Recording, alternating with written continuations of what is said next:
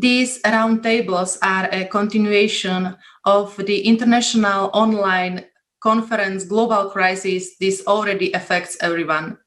This conference brought up all the crucial issues we are facing today.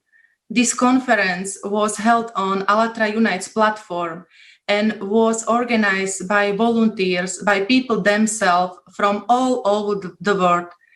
We would like also to remind our audience that this conference has been translated into more than 70 languages. Greetings, everybody. Today, our guests are Rolf Kellner, second chairman of Amazonia für die Welt, Osinaide Garcia Gomez Kellner, first chairwoman of Amazonia für die Welt, Yuri Shevchuk, journalist, radio host, author, public figure, chairman of the Green Cross, non-profit environmental organization, Professor Nir Shavif, who is a professor at Rasach Institute of Physics in the Hebrew University of Jerusalem, Dev Madvani, who has MBA in finance and economics. He is an entrepreneur, investment banker, and public speaker. Also, our guest is Damien Forrest, who works at business and product development in autonomous robotics. And another speaker is Rico Mangram, talk show host at the Rico No Suave TV and radio talk show. And also my co-host today will be Katrina. And now let's watch the video fragment from the conference related to the most important topic, climate.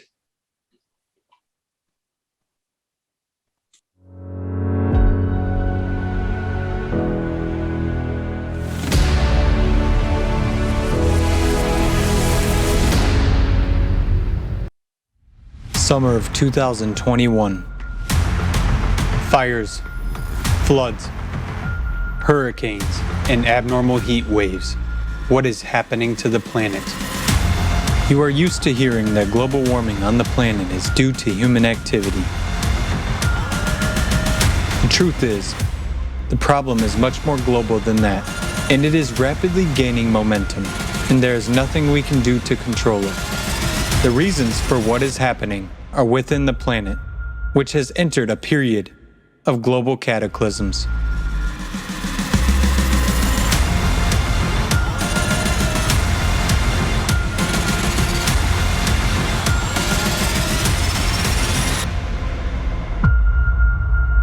Nucleus. In 1998, a drastic shift of the planet's core was recorded. After that, the GRACE satellites and instruments on the Earth's surface detected an abnormal expansion of the planet at the equator, as well as heating from the inside. Because of the displacement of the core, it is unbalanced. With its vibrations, it creates shock waves, which are manifested on the surface of the planet by increased earthquakes and cracks on the Earth's surface. Through these cracks, a large volume of water escapes into the bowels of the planet. Molten magma rushes to the surface and heats this water. The water evaporates and escapes into the atmosphere. These enormous masses of water fall down in the form of sudden torrential rains. As the planet expanded, new continental rifts began to form.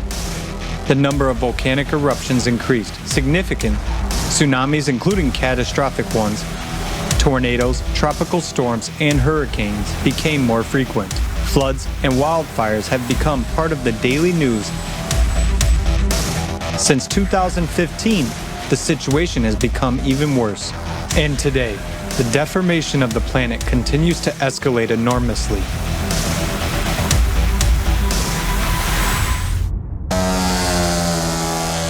Earthquakes.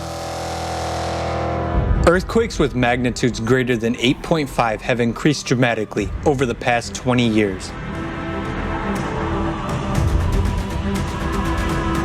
Since 2003, synchronization of seismic noise began, which means that the Earth is preparing for a mega earthquake.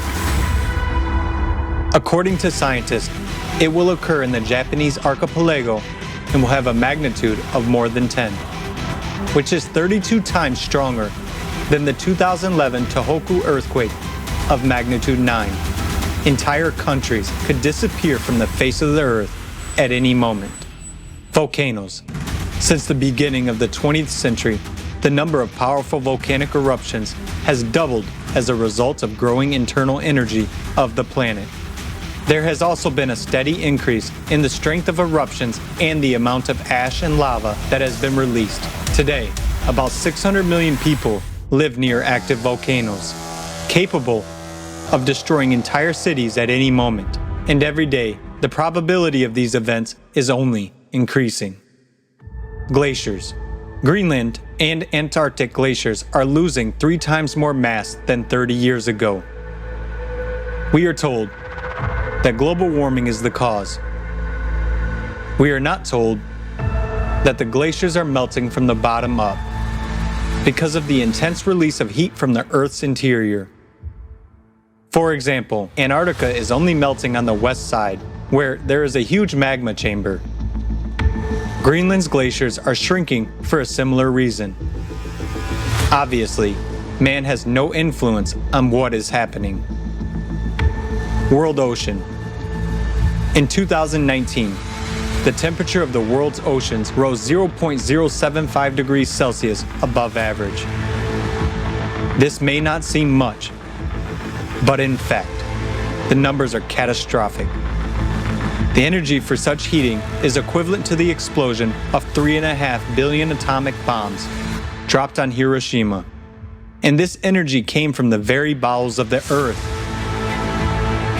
Melting of the sea ice and expansion of the warming water has caused the sea level to rise by almost 15 centimeters in the last 30 years. And this is just the beginning. There has also been an increase in the number and power of storms, as well as a significant acceleration of currents. Hurricanes, tornadoes.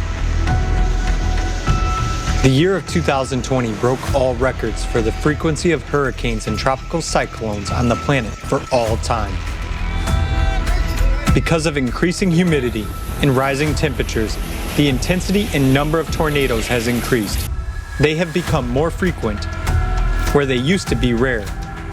Since the 1950s, the number of tornadoes in Europe has increased tenfold and continues to grow.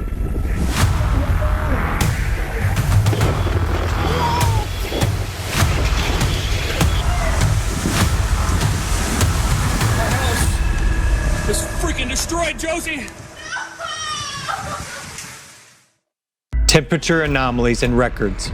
According to the data prepared for the IPCC report on climate change, over the past 140 years, the average temperature on the planet has risen by 1 degree Celsius and by 3 degrees Celsius in the Arctic.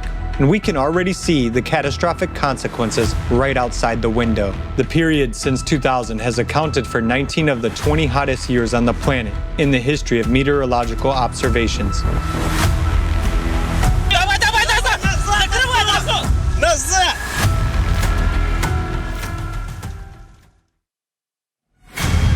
Floods.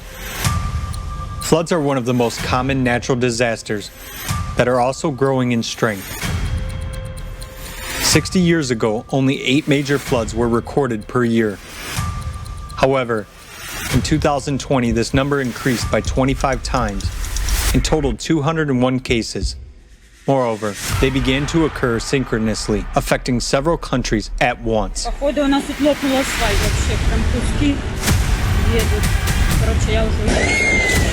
According to the National Oceanic and Atmospheric Administration, NOAA, the number of floods in the U.S. has increased by approximately 100% over the past 30 years.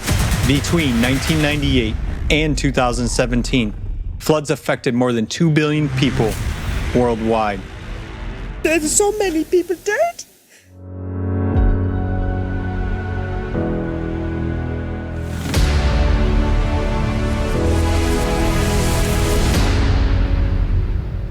Video was prepared for the climate section of the conference, but Today we are going to talk not only about climate, but also about artificial intelligence, also about consumer format of our society.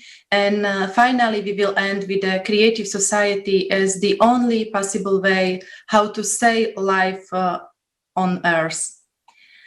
The conference has revealed that the crisis is already running at a full speed and in every field of our society.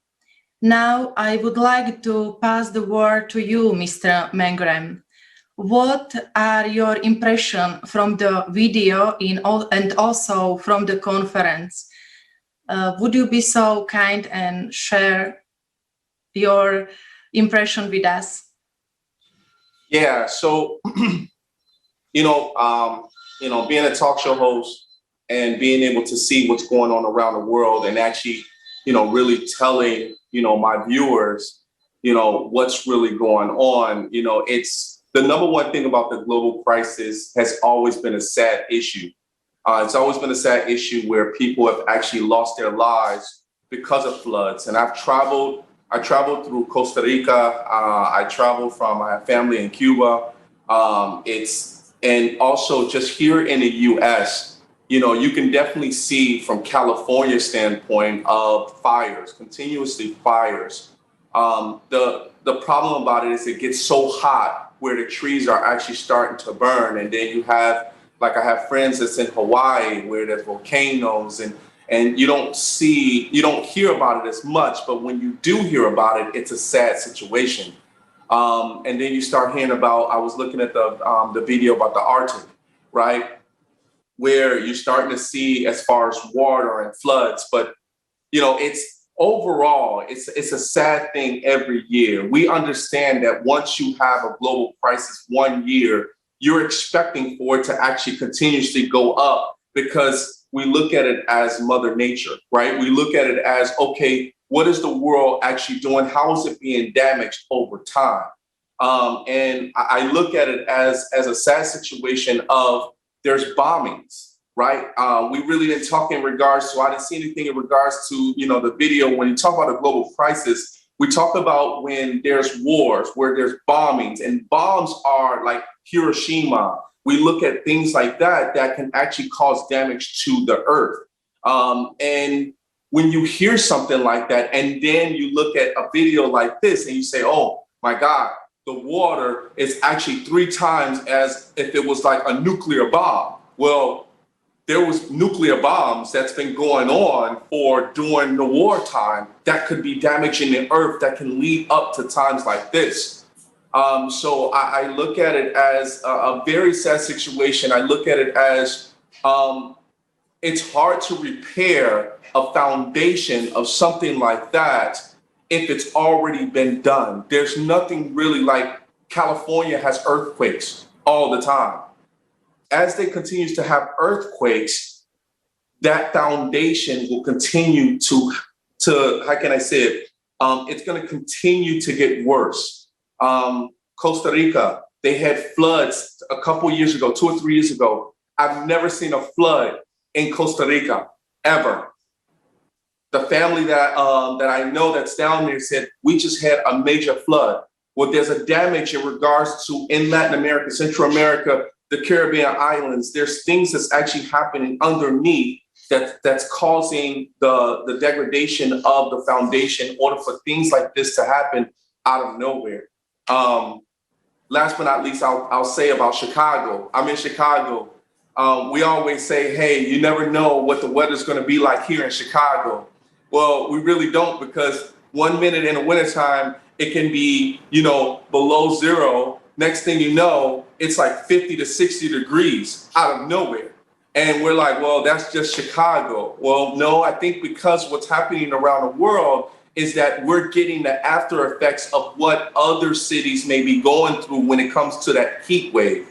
So, the global crisis itself is something that I stay on top of, and I look at what's going on around the world. But I'm a techie guy, so I look at it from down deep, analyze and say, well, I think there's a problem with the foundation. There's something going on in regards to why things happen in the world where there's wars, there's things that's damaging, there's bombings, and anything to be able to rattle the underground of our nation. So that's my thought. Thank you. Thank you very much, Mr. Mengren, for your words. Yes, as we can see, the climate changes, we can see every day at each part of our planet. Now, I would like to pass the word to Mr. and Mrs. Kellner. What were your thoughts after watching the conference? What stuck in your mind the most from the conference? Let's start with Mrs. Kellner. Hello. Hello. At first, I would like to thank you for invite today and to opportunity to speak about the global crisis. I'm sorry for my English because I have today spoke too much German, and I try to speak correctly, and that you understand me. So the impression that I have from this video is we see here in German is very current, and I see in this video that that should be a natural process of the nature. But my question is if this natural process should be so fast, so rapid. My ascendant Indian in Amazonas. I'm from Amazon in Brazil, and we have. I think that we should treat the nature good. If you will not treat the nature good, the answer is like a tornado, for example. Thank you. And Mr. Kellner, I would like to give you the same question. What would you say after the conference? Your understanding? First of all, thanks as well for the invitation and to have the chance to speak with you all. And I lived 4 years in Manaus, which is the capital of the Amazon state. So it has more than 2,500,000 inhabitants. And yes, I studied informatics, so I'm a SAP consultant, senior consultant, and worked my life for this big companies like Siemens, RWE, E.ON, which are, I hope so, thinking as well about this topic. And the question is, and this is the reason why we started with this NGO, with the own NGO, is that we want to help to stop this climate crisis if it's possible. I don't know. I'm not a scientist. Which ways we have? So we started with one project which is fully financed for bought a house for autistic children in Manaus, but this is not the topic. So this is helping people over there. And another topic, another project is Museum of Amazonas, MUSA. It's called MUSA. Mr. Masny has a link on the internet. And Filippo Bassi, I invited yesterday. He's the director, actual director there. And he is an archaeologist. So I think he is, I think, a little bit more than 2,000 years, more or less millions of years.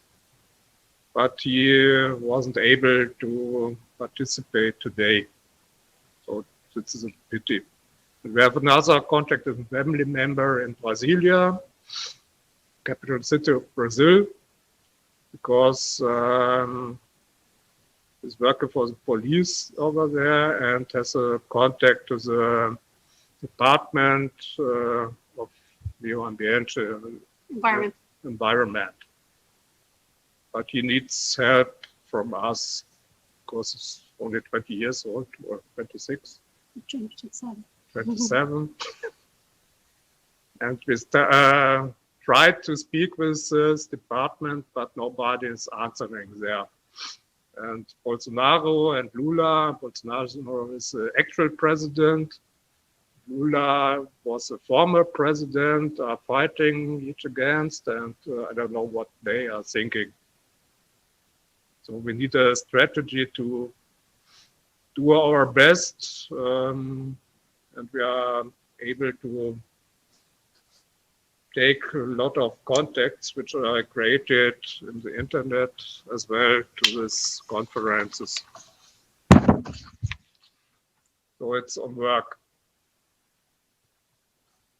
But how can we stop this deforestation, for instance, or what can we do to stop this crisis? Thank you, Mr. Kellner, for your words. Mr. Forrest, how about with you? What are your thoughts, views on the video and also on the conference? Well, first, thank you for inviting me. So regarding these impressive images, fortunately, as I'm living in Europe, I wasn't directly faced with this event, but maybe it's an issue we should work on because in Europe, we don't see directly the consequences of this event. And this year, it's the first year that Germany, Belgium, and Luxembourg had very terrible floodings. They hadn't seen similar floodings in years. I'm not a climate expert, but I work in artificial intelligence, and maybe what I can say from what I see is that in the last 5 years, and maybe more importantly in the last year or in the last 2 years, we see that the intensity and the frequency of this event, of this so-called natural disaster, is increasing. Vancouver just hit 50 degrees Celsius this year, which is crazy. Clearly, we will have to reduce our impact on the environment. But I think also we can ask this question is how we can use more of our technology to let's say, better master or predict this event, even if we cannot directly prevent them. And also probably manage the responses to these catastrophic impacts, because probably we are not ready. The example of Belgium, Germany, just 1 month ago shows it. And also regarding Europe, probably we are less touched by this event because we weren't, we didn't leave them by ourselves. But we should ask more to ourselves this question, so how we can use more our effort and especially our technology to better manage this event. Thank you for your sharing. Thank you for sharing your understanding, Mr. Forrest. It is indeed very truthful. Our next guest is Yuri Shevchuk. Mr. Shevchuk, please, would you like to share your impression from the conference with us? Thank you.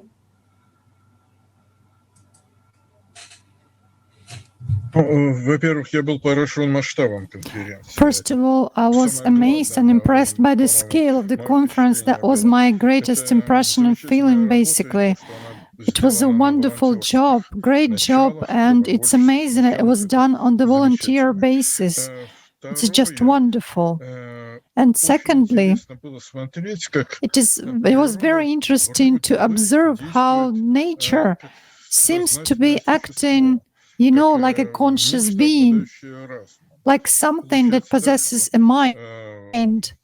It turns out that there was a certain plan which nature had, and nature acts according to this plan, and it conducts such type of actions. Of course, it's not so, but it looks like this.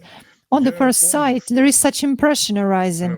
I remember that in the years of my childhood, the rivers were more full with water, but now they are like little springs, which just rolling somewhere between the hills. And in my childhood, I was said, don't go there because you can drown there. But now, not even a frog would not drown in such a river. So I really want to say that the changes in climate have been going for throughout the existence of humanity, and of course they are not always due to the anthropogenic factor, but of course they relate to a certain extent to a human activity, but not as fatal as it seems to many people. But from this, we shouldn't make a conclusion that we cannot do anything at all. We can do a lot, and we should try to do this. At the conference, I saw a lot of people who are already ready to do something, and they are already acting. And that was my second great positive impression of the conference. Thank you, Mr. Shevchuk, for sharing your thoughts. Thank you that you said that this climate changing is not about the anthropological factor, but it's about cyclicity. Mr. Vadvani, can you share your views, experience, or impression on the conference? Well, I'm not an environmentalist, neither am I a climate expert. But I can tell you that I studied in Cambridge, Massachusetts in the mid to late 90s. And back in the day, I had, colleagues at Harvard and MIT and Brown and many of the colleges in Boston.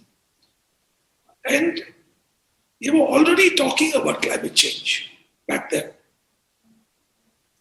And the fact that we have the North Atlantic drift, greenhouse effect, the ozone hole is undeniable. Now, I'm an economist actually, and I'm an entrepreneur, I'm a banker. So this is not my area of expertise, but the economic impact it's having,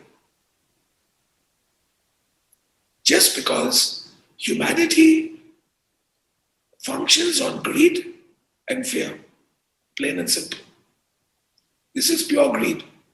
So today I talk to you from Dubai. This is the fossil fuel capital of the world. It won't be in 15 years, I can promise you that. Renewable energy has to take over. But unfortunately, the politicians are putting profit and economics ahead of the planet. And you cannot negotiate and you cannot bargain with Mother Nature. That's all I have to say. I'm no expert, but I know what I don't know. And I know that it is stupidity to negotiate when it comes to our sustenance as human beings on this planet. So I don't understand what people are, all these climate accords and these conferences they have, and there's a negotiation, they have carbon taxes. You cannot monetize this, guys. If there's no planet, in the next 50 years, what are we even discussing? Plain and simple. I mean, hopefully I will be dead by then, but not the next generation. So it's just pure, simple logic, and it's pure stupidity on behalf of capitalism that has got us to where we are. Because the Western world basically started with fossil fuels. And then the developing countries try to become developed nations and follow the same business model. And because of pure economics, we are where we are at today. Because I'm Indian. So today, India and China are one of the biggest emitters of fossil fuels. But shame on America. I studied there.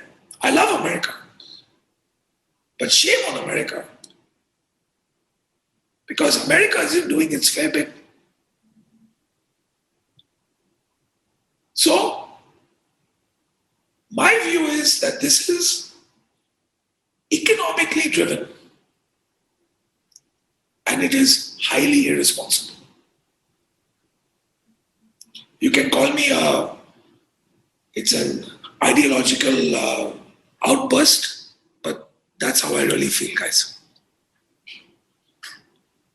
Thank you, Mr. Barbani, for your words. Mr. Kellner, as we were able to see in the conference, there are anomalies happening within the rainforest, and it is already starting to produce more carbon dioxide than oxygen. It is shifting towards this. What can you tell us about this, and what negative impact does this have on a human life?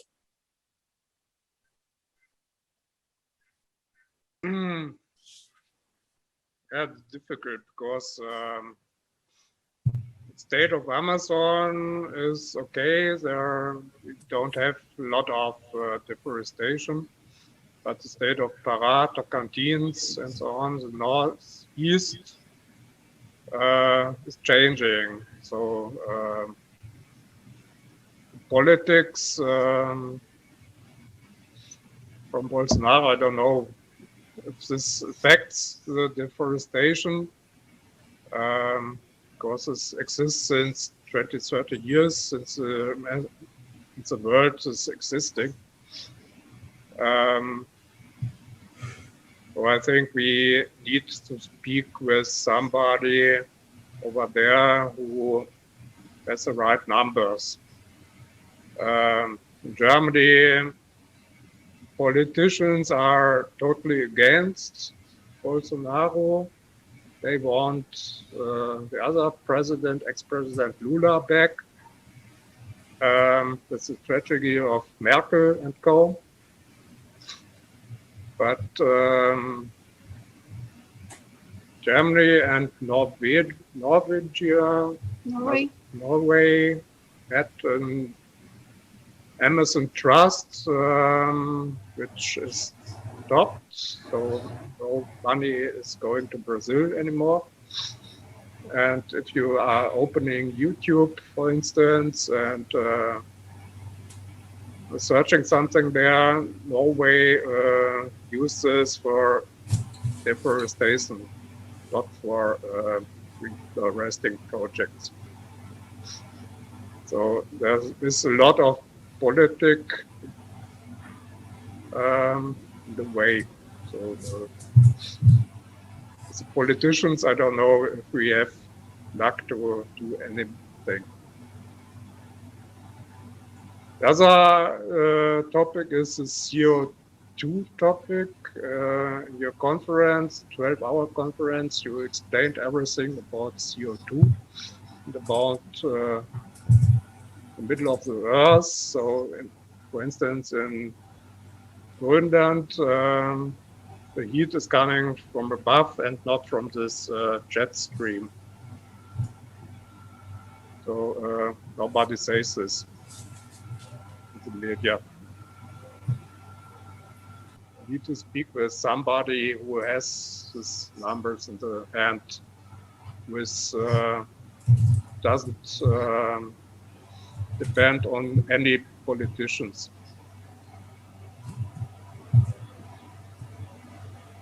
After Thank that, you. maybe we have a strategy to do something. If we have this, we need to search the money to do the right way.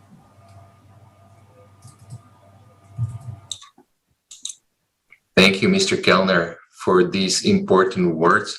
And as you have touched upon the Amazon rainforest, Mrs. Kellner, what is the alarming situation at the moment with the state of the Amazon rainforest? How negatively does it affect life on the entire planet?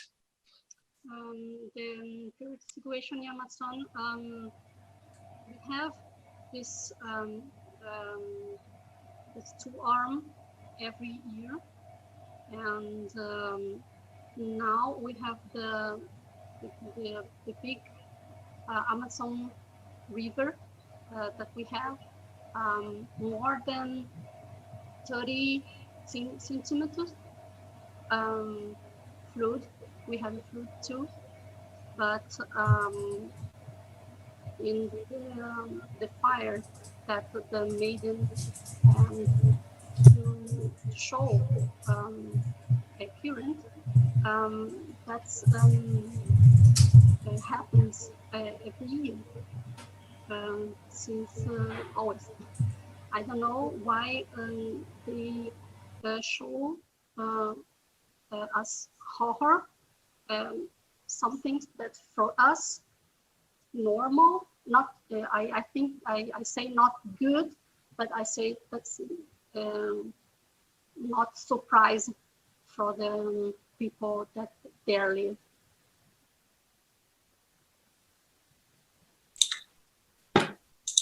Thank you, Mrs. Kellner. Mr. Shevchuk, you were talking about the fact that ecology doesn't influence the environment on Earth as much as the cyclicity of climatic disasters. Can you tell us from your professional view in more detail, what is the difference between ecology crisis and climatic crisis? Regarding the environmental crisis, by environmental crisis, we usually understand some anthropogenic impact on nature.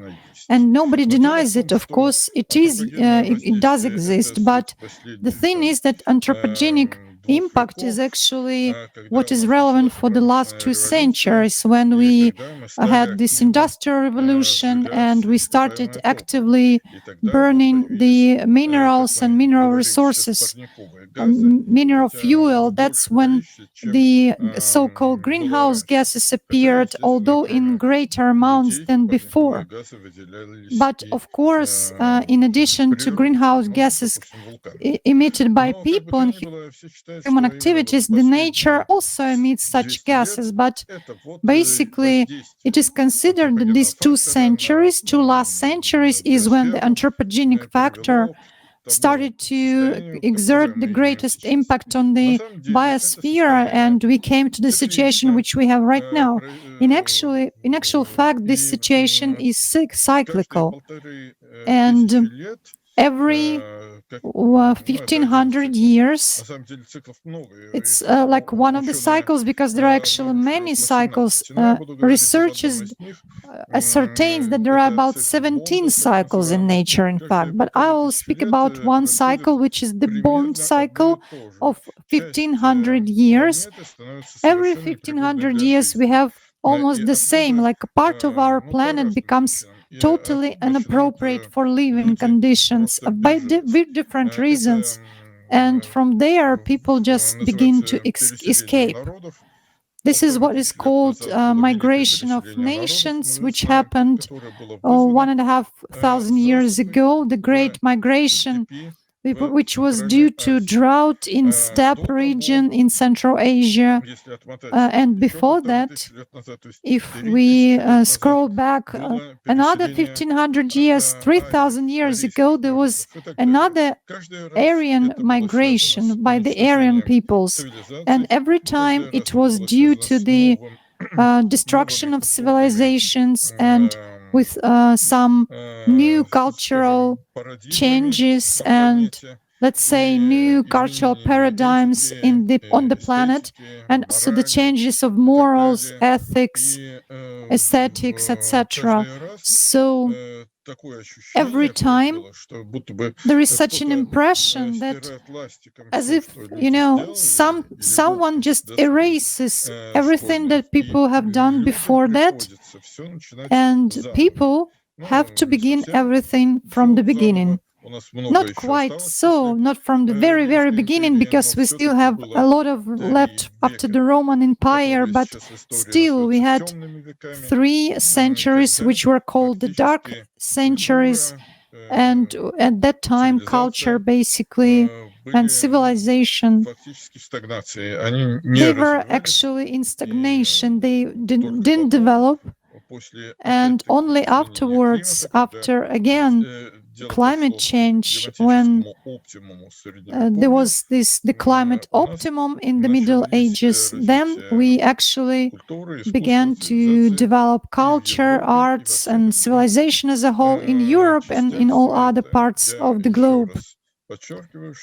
Once again, I emphasize that all these events were happening actually at the same time. Even in the undiscovered yet America, in the old world, in Europe, and I guess in Australia as well. But we don't have data about that. This is the situation we have, and these events were happening actually before the moment when the last glacier left, the Valdai glacier. And our entire Anthropocenter actually is now split into, this cycle is split into 1500-year cycle. Thank you. Thank you, Mr. Shevchuk. These are very important information that you shared with us. Professor Shaviv, can you tell us about the factors of climate change that humans have no control over? And how important is it for people now to consider and talk about all the factors of climate change? And also, do we have the resources today to be able to adapt and survive? Indeed, humans have had some effect on the climate. I'll mention it a little bit at the end. But besides that, there are a lot of variations that we see on various timescales over the past, or on timescales of centuries, for example. We see variations which are typically of order 1 degree, and we can attribute that to variations in solar activity. On longer timescales, actually it's centuries to say millennia. On longer timescales of tens of thousands of years, we have seen ice ages come and go, and these are probably due to what's called the Milankovitch cycles, which are changes in the orbital parameters of Earth, like the amount of electricity, the inclination relative to the orbit, and so forth. On longer timescales, on timescales of millions of years, we see variations. Some of them can be due to changes in the atmospheric composition, which are due to, say, volcanic activity, and also activity like tectonic activity. But these are very short, very slow changes. In addition to that, we see that our galactic geography also affects climate here on Earth. So on these long timescales, the variations that typically we witness, so on Milankovitch cycles, we see variations which are typically, say, 5 degrees globally, maybe a little bit less. On geological timescales, we have variations which are maybe up to 10 degrees globally. Over the past, say, billion years, we have seen periods during which Earth has had glaciations, and the intermediate periods, which is actually the norm, where we didn't have any ice caps whatsoever. Now, the human contribution that we have been responsible for is comparable to the solar activity, namely something which is of order 1 degree. So everything adds up to a changing climate, and the size, of course, depends on the timescale that we're looking at.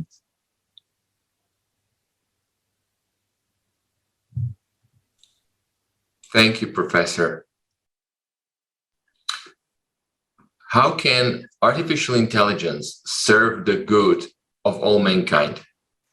Mr. Forrest, how should our society change for artificial intelligence to be able to serve every person and not just a few individuals? What are the ethical conditions for worldwide implementation?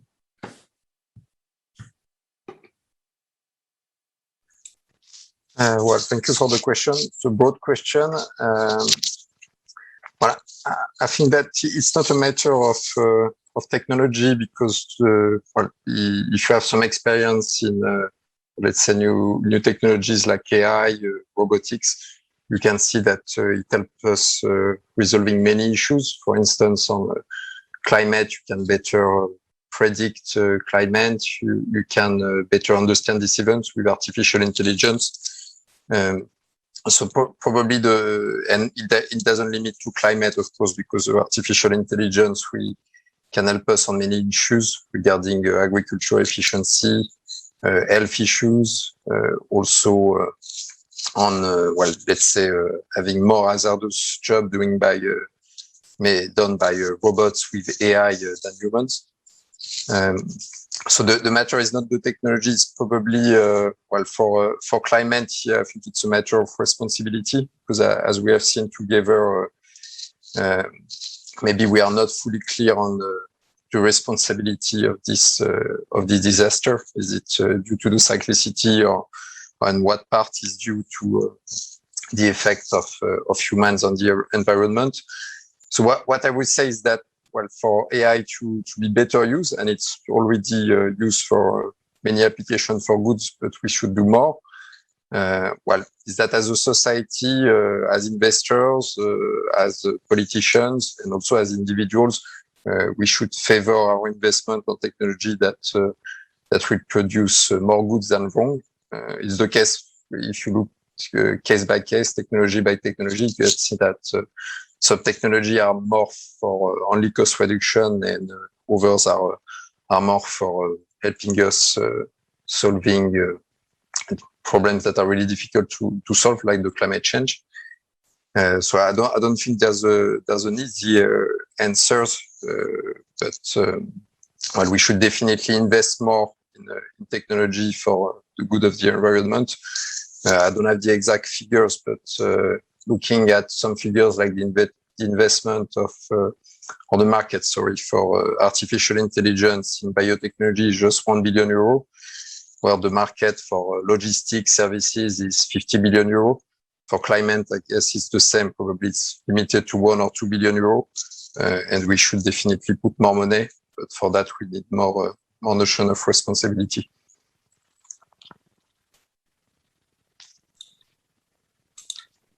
Thank you, Mr. Forrest. As we were able to see, and as you mentioned, artificial intelligence can be very useful and helpful, but not in the consumer format of society. The crude reality of today's consumer society is that the unnecessary workers, not only blue collar, but also white collar, will be simply laid off.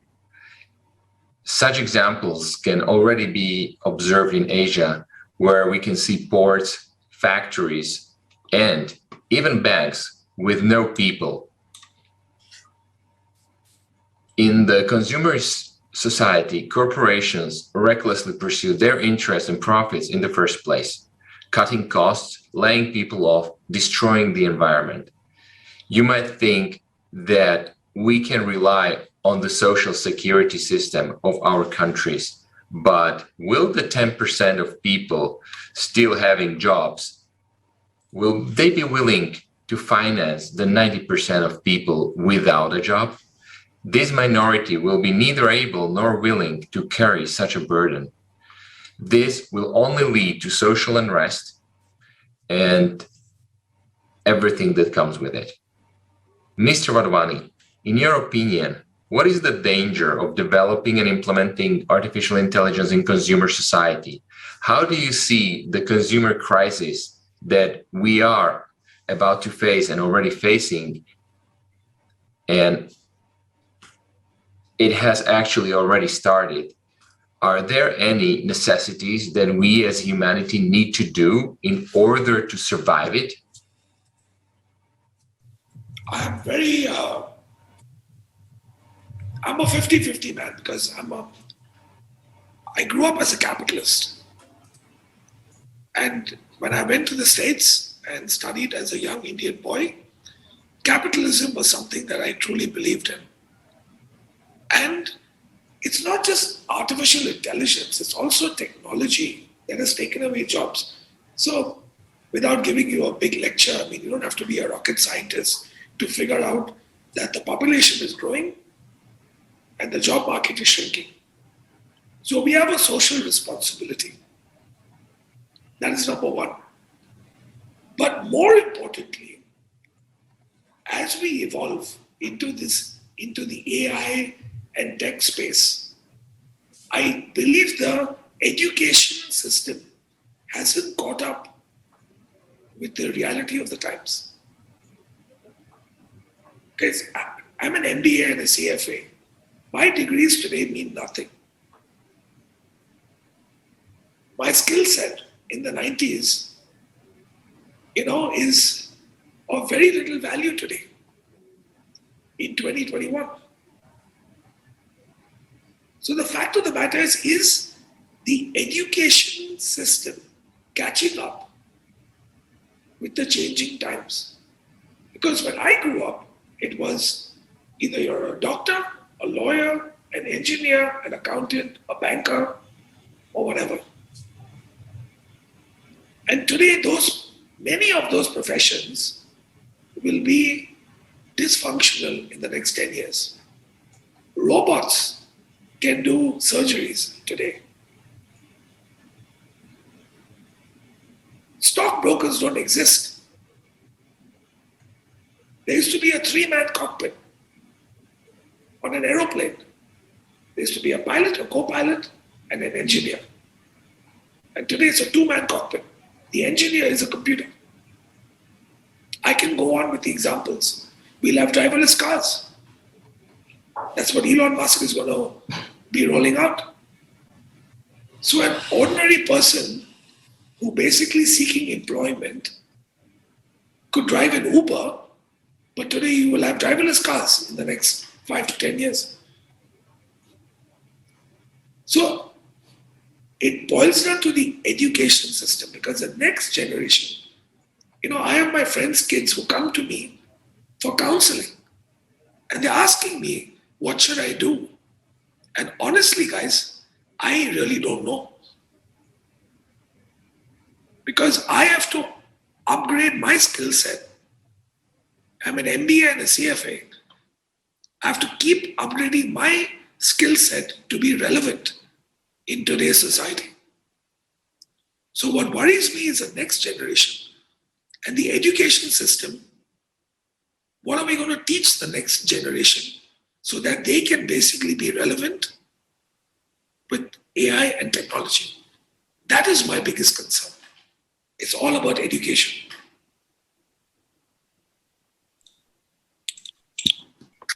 Thank you, Mr. Vadvani, for your comments on this topic. Yes, it is really true. Now, Mr. Mangram, we appreciate you for inviting our participants of ALLATRA International Public Movement to your talk show and let people know about the Creative Society project. Thank you for your deep understanding that people should know about it. This creates a great example of how the media should help to bring the information on what option we as humanity have to pass through the upcoming climatic changes. What should be the role of this industry? What should they do to inspire people in building a creative society? Why is it important that the media bring positive examples?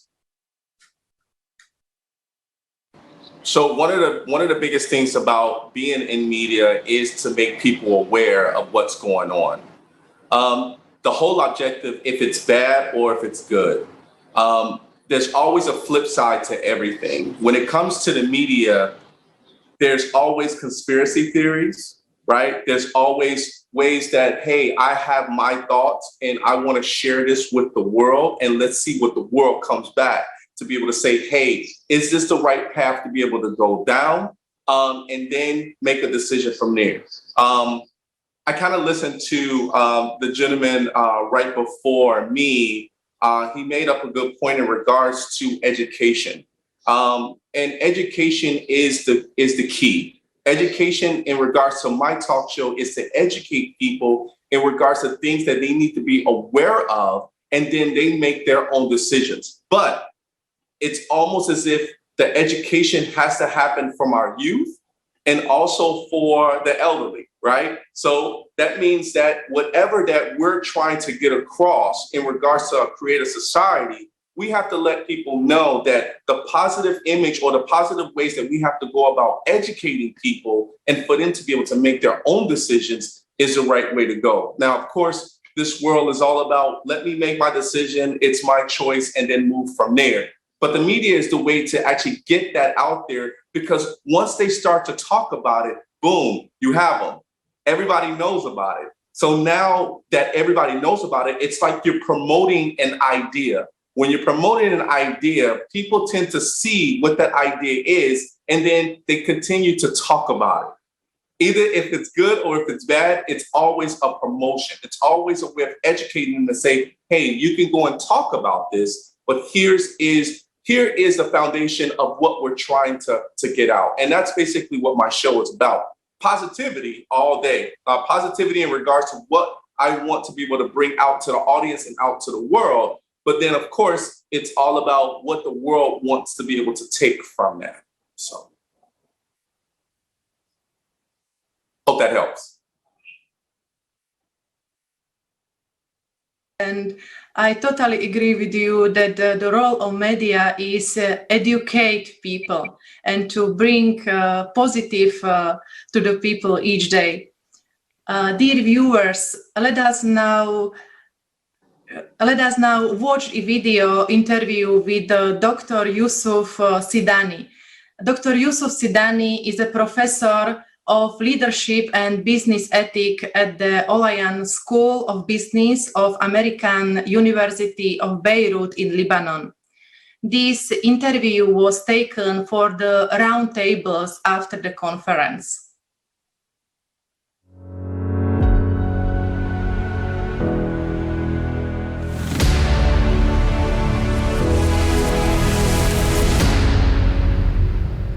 Hi, my name is Yusuf Sidani. I'm professor of leadership and business ethics at the Olayan School of Business at the American University of Beirut, Lebanon. I have background in business. My undergraduate degree from AUB, from American University of Beirut, was in business. I have an MBA from Indiana University and PhD from University of Mississippi. There are several crises that face humanity nowadays. Some of these crises pertain to the environment and things that are around us at the, in the ecosystem. But I think many of the more inherent problems relate to issues of how people can talk to each other.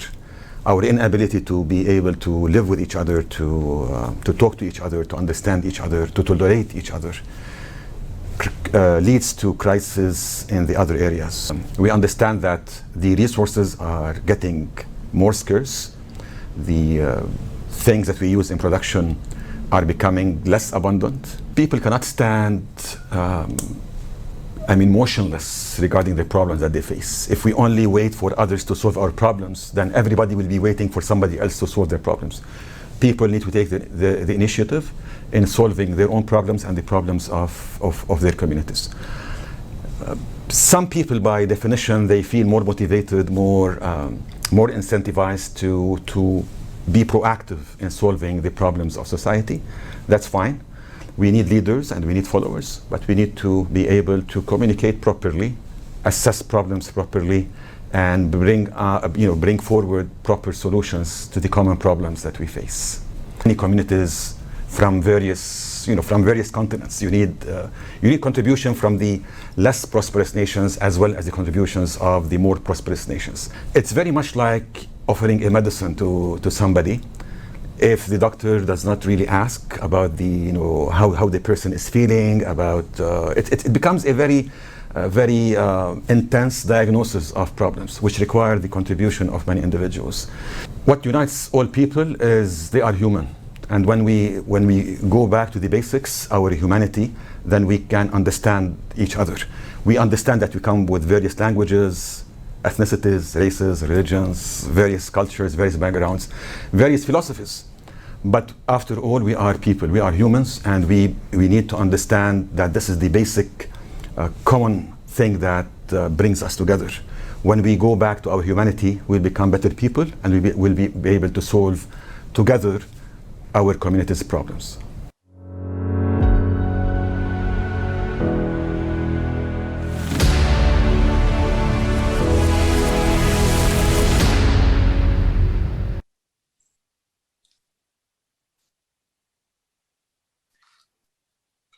Dear viewers and friends, as was mentioned by Dr. Sidani, that our society must be based on love and respect for one another. We should learn to communicate and respect one another. Mr. Kellner, how do you see a creative society where human life has the highest value, and why it is important to build such a society now, taking into the account occurring climatic events on the planet? The Earth, as well as all of us, were created by God, right? And not by politicians. I think this is the most important thing. So we need to hear to our heart to do the right things.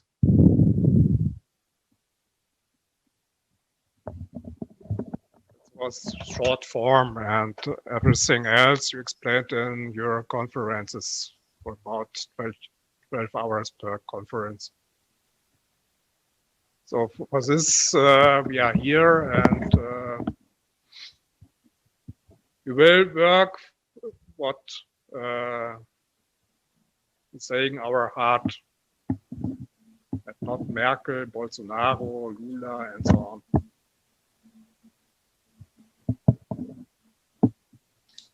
Thank you, Mr. Kellner.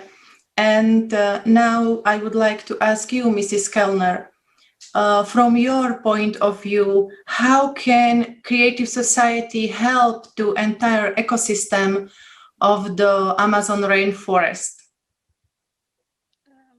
My opinion? Yes. We not only the nature to respect, but the people to respect. We have to learn to respect each other, and so we can work together to protect the nature, and so to treat the nature good.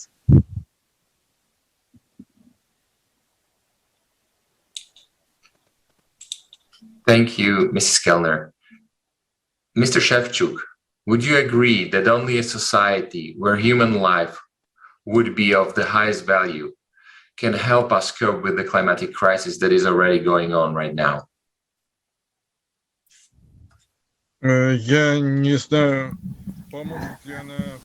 I don't know whether it will just help, cope with all the crises, with the climate crisis in particular. I would like to say once again that crisis is not what depends only on ourselves. These are climate changes which have a cyclic character, but the fact that we can help each other and this way to minimize our losses from this disastrous condition in which we are now coming, yes, that's for sure. We can help each other.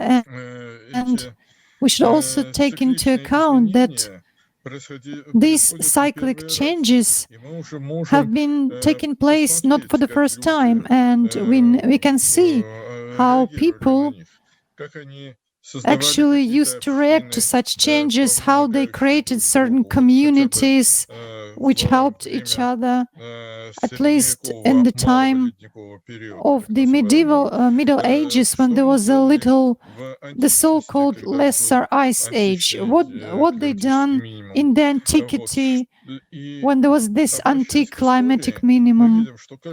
And going back to history, we can say that every time only those communities survived who undertook the functions of education, preservation of knowledge, spread of knowledge, and creation of something new, creation of a new information. And those were monastery communities, schools, the first universities which were established, and all of them preserved the knowledge and thus preserved humanity and religions as well. That's what I think. It's also regarding what kind of people will be demanded in the future. There is such a test. Try to take like 8 minutes, a short period of time, 8 minutes, and try to think of a subject or a machine or method which was never invented by people before, but which will be inevitably demanded once you invent it. This is such a creative test. Not many people pass it, but people who pass these tests will be demanded in the future. Thank you, Mr. Shevchuk, for your valuable opinion. I would like to pass the word to Professor Shaviv and ask his opinion on the society we should build in order to preserve life on this planet. I think natural disasters are a relatively minute problem. We think, we might see it in the news as something large, but natural disasters have been with us for ages and they will continue to be here. And they're not really a big problem when you consider it compared to other problems we face. I think most of society's problems are social. We have seen the unrest, for example, that, for example, in my neighbors in Arab countries with the Arab Spring, we see that a lot of social unrest, which I think are a much greater problem that we should tackle.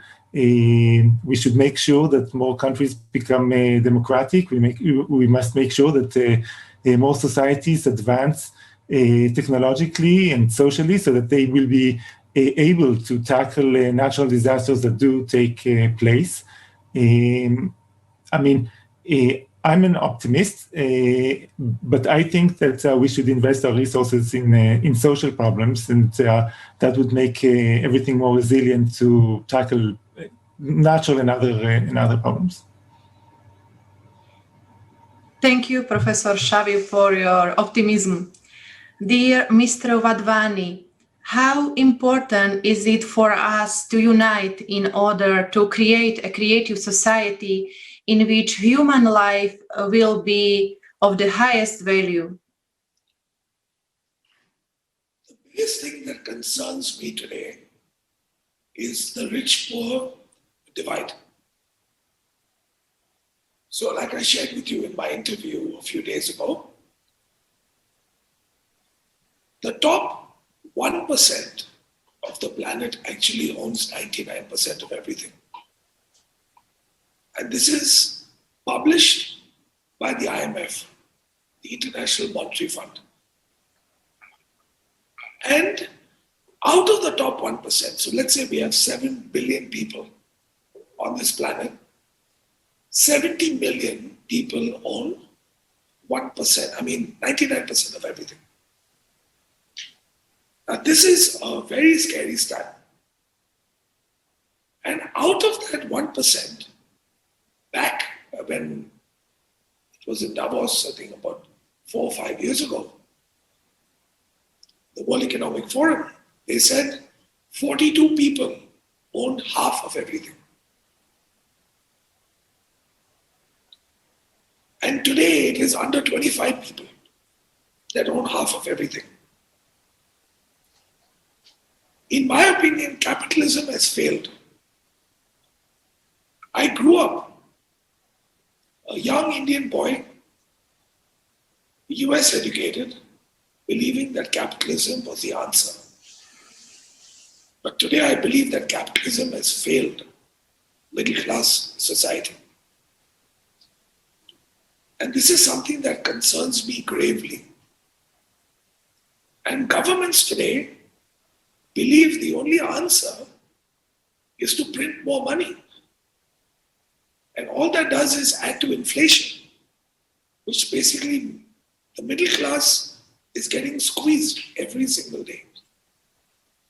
So I'm worried about a social revolution at some point. Because understand, the US has a welfare system, Europe has a welfare system.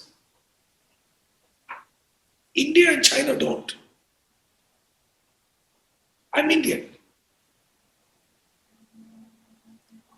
I don't get any handouts. I have no medical plan by my government. Neither do I have any kind of welfare plan if I'm unemployed. unlike the Western world. And China is much the same. So I'm very worried about the rich-poor divide and the injustice of the inequality of wealth.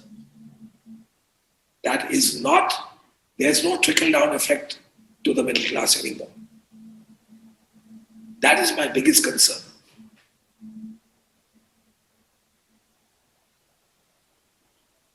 Thank you, Mr. Varvani. Let's hope all our viewers will be inspired with your words and will join the Creative Society project. Only by unification. A prayer to everyone, guys. Like I shared with you, I'm still a child at heart. Can you imagine if the developed nations just cut their spending, their arms spending, their defense spending by 10% and pass that benefit on to the middle class in a corresponding manner? You have no idea the economic impact it would have on the working class people. But it's a fantasy. I'm a dreamer. So, just sharing a little childhood fantasy that I have in my head. It'll never happen though.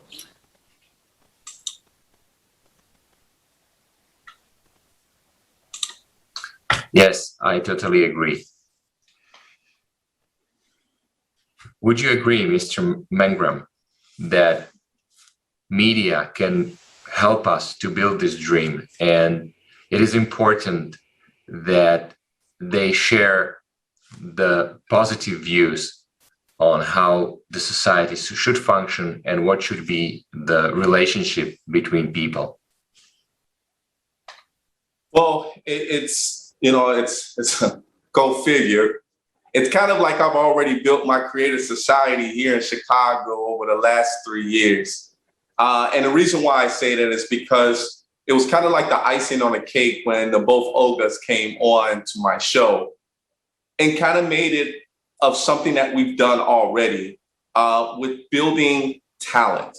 From talent to musicians, to activists, to people of a movement, to people that actually is doing great for the world already. During the pandemic, I learned a lot. Well, I learned a lot from people, but I also learned a lot in regards to how to be able to be positive during the pandemic. And one of the things is it's all about human nature. It's all about the love that we have as a show to show our viewers that we can still love each other during this pandemic, to be able to basically build the talent to support each other and also be able to have a great society. I think the media is always going to have a say-so in regards to anything that's actually happening in the world. But one of the things is that humane, being a positive person, or if you're doing something great that's for the world in general, you need to be recognized for it. And if you're not recognized for it, then shame on the person not recognizing you. And I think because there's so many things that's going on within the world, well, especially in Chicago, there's things that's happening where our youth are dying. And our youth is actually dying, but I'm also bringing in the youth that's actually doing something great for the world to be able to show the other youth that, hey, you can still live to be great. You still have a way to be able to show your talent and be the best you can be. So I think, the media is, and that's one of the reasons why I love to be on TV and I love to be in front of people, is because we have to be able to have a voice. Some people are shy. They don't like to be on TV. They like to say things offside. But as the media, for me, I love to voice that opinion, because then what happens is I connect one person to another person to another person, and then you have that creative society as well. So. Yes. Thank you, Mr. Mangam. Dear guests and viewers, we are happy to announce the next international online conference, Global Crisis, The Time for Truth, which will take place on 4th of December 2021. This conference will be dedicated to the climate and environmental catastrophes we are facing today and also in the near future. Dear guests, dear speakers, thank you very much for your time. Thank you very much for your participation in today's roundtable discussion. We hope to see you again. Dear viewers, thank you very much for your attention. All comments and questions you can send to us to our email address info@allatraunites.com. We also would like to ask you, dear guests, and also dear viewers, share conference Global Crisis. This already affects everyone. Share it with your neighbors, with your family, with your friends and community. Thank you very much and have a nice evening. Thank you. Спасибо огромное, замечательно.